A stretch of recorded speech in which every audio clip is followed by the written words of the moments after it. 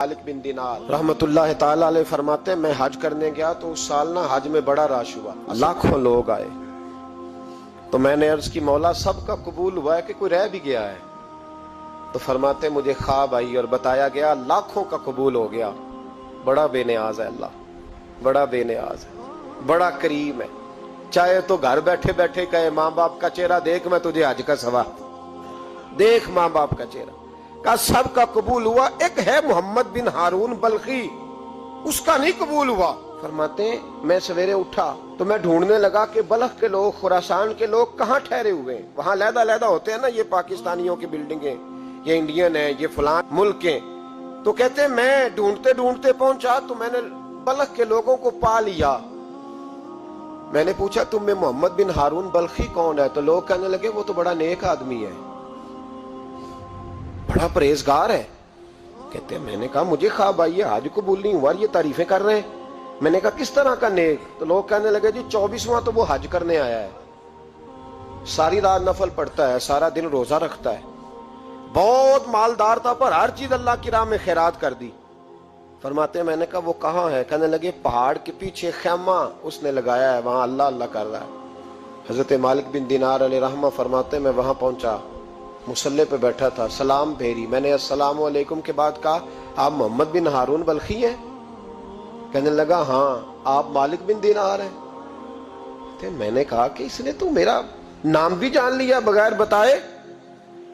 फरमाते मैंने कहा कि हाँ मैं मालिक बिन दिनार हूं। कहने लगे कैसे आए हो? मैंने कहा बस मिलने आया था। कहने लगे नहीं, जिस काम आए हो वो बताओ। मैंने कहा मैं मिलने आया हूं। तो कहते हैं वो रो पड़े। कहने लगे नहीं, आपको ख्वाब आई होगी कि मेरा हज कबूल नहीं हुआ। कहते हैं मेरे रोंगटे खड़े हो गए कि इसे इतना भी पता है कि मेरा हज कबूल नहीं हुआ। मैंने उसको कहा कि तुझे कैसे पता कि मुझे ख्वाब आई है? कहने लगा मालिक बिन दिनार मुझे 24 साल हो गए, मैं इस बेनियाज के घर का तवाफ करता हूँ, मैं हजर अस्वद के बोसे लेता हूँ, मैं मकाम इब्राहिम पे नफल पढ़ता हूँ, मैं सफा मरवा की सही करता हूँ, पर 24 साल बीत गए। जब मैं तवाफ़े विदा करने के करीब आता हूँ तो कोई ना कोई अल्लाह का वली आके कहता है दौड़ जा, तेरा कोई नहीं कबूल हुआ। 24 साल। तो मालिक बिन दिनार फरमाते मैं उसके करीब बैठ गया और उसके घुटने पे हाथ रखा मैंने। बंदा भी माजूर था, उसका एक हाथ कटा हुआ था, चेहरे पे इबादत के निशानात नुमाया थे। और मैंने कहा यार फिर तेरा हज कबूल क्यों नहीं होता? तो कहने लगा मत पूछ, तू मुझसे नफरत करेगा। मैंने कहा नहीं तू बता। कहने लगा ना पूछ। मैंने इसरार किया तो कहने लगा इसलिए नहीं कबूल होता कि मैं अपनी अम्मा का नाफरमान। कहते माँ का नाफरमान क्या हुआ? तो कहने लगे अल्लाह ने दौलत दी, जायदादें, घोड़े, जमीनें, मैं अय्याश हो गया, मैं अल्लाह के दिए हुए माल को नाजायज जगह खर्च करने लगा। माँ मेरी बूढ़ी थी, इबादत गुजार थी, मुझे समझाती थी। रमजान का महीना, असर के बाद अम्मा तंदूर में रोटियां लगा रही, मैं घर आया शराब के नशे में, अम्मा रोटी दो। माँ कहने लगी शर्म कर, रोजा रखा नहीं तो जिन्होंने रखा है उनका तो ख्याल कर। कहते हैं ये लफ्ज मैंने सुने तो माँ को एक थप्पड़ दे मारा।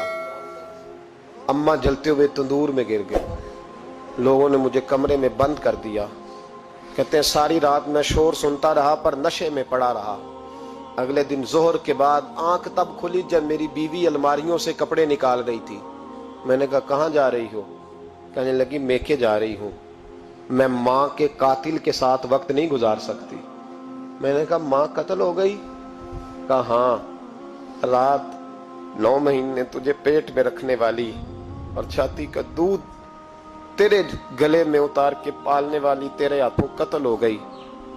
कहा किधर है मेरी माँ की मैयत? का दफन कर दिया। बताया क्यों नहीं? कहते मरते वक्त कह गई थी उसे मेरा मुंह ना दिखाना, मेरे जनाजे के करीब ना आए। कहने लगा मैं उसी वक्त उठा जिस हाथ से माँ को मारा था, कुलाड़ा लेके हाथ काट दिया, जायदादें, घोड़े, मकानात खैरात कर दिए। सारी रात नफल पढ़ता हूँ, सारे दिन के रोजे रखता हूँ, हर साल हज करता हूँ, अर्श का मालिक माफ नहीं करता। हजरत मालिक बिन दिनार कहते हैं मैंने भी एक थप्पड़ मारा। मैंने कहा तू इसी काबिल है, तुझे माफ न किया जाए, कभी तुझे माफी नहीं मिलेगी। कहते हैं मैं होके आया, वो रोता रहा, तड़पता रहा, میں سویا گھر آ کے تو مجھے مصطفیٰ کریم علیہ السلام کا دیدار نصیب ہو گیا۔ نبی پاک صلی اللہ تعالی علیہ وسلم نے فرمایا مالک تو اسے کیوں مایوس کر آیا ہے اللہ کی رحمت سے، کیوں کہہ آیا اسے؟ میں نے کہا حضور اتنا بڑا قاتل ماں کا کیسے معافی ملے گی؟ تو محبوب فرمانے لگے اس کی ماں کی وجہ سے ہی اسے معافی ملے گی، ماں کی وجہ سے۔ حضور کس طرح؟ فرمایا ماں قیامت کے دن اس کے خلاف مقدمہ دائر کرے گی، کہے گی اللہ اسے پوچھ میرا جرم کیا تھا، مجھے کیوں جلا کے مارا؟ رب بات سنے گا اور پھر کہے گا اٹھاؤ اس کے بیٹے کو۔ ماں او بچے کی ماں بھیجے نا اب تیرے بیٹے کو سزا دے، کہے گی یا اللہ سخت سزا دے، تو رب کریم فرمائے گا اٹھاؤ اسے جہنم میں لے جاؤ۔ مصطفیٰ کریم فرمانے لگے جب زنجیریں ڈال کے فرشتے دوزخ کی طرف لے جا رہے ہوں گے نا تو پلٹ کے ماں کی طرف دیکھے گا، تھوڑا پھر آگے بڑھیں گے تو پھر دیکھے گا، پھر دوزخ کے قریب جائیں گے پھر دیکھے گا اور کہے گا اماں جی مجھے جلائیں گے، مجھے تکلیف ہوگی، زندگی میں جب درد ہوتا تھا تیرا نام میری زبان پہ آتا تھا، اماں مارنے لگے ہیں مجھے، جلائیں گے۔ میرے مصطفیٰ کریم فرمانے لگے وہ ماں اسے جلا کے مار دیا وہ میدان محشر بول پڑے گی، کہے گی اللہ اے اللہ اے اللہ۔ رب کریم فرمائے گا کہہ، عرض کرے گی مولا میں نے معاف کیا تو بھی اسے معاف کر دے۔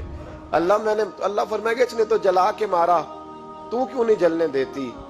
حالانکہ اللہ سب جانتا ہے، کہے گی مولا میں تو ماں ہوں نا، کیسے موقع دوں؟ تو میرے محبوب فرمانے لگے مالک اللہ اسے اس کی ماں کی وجہ سے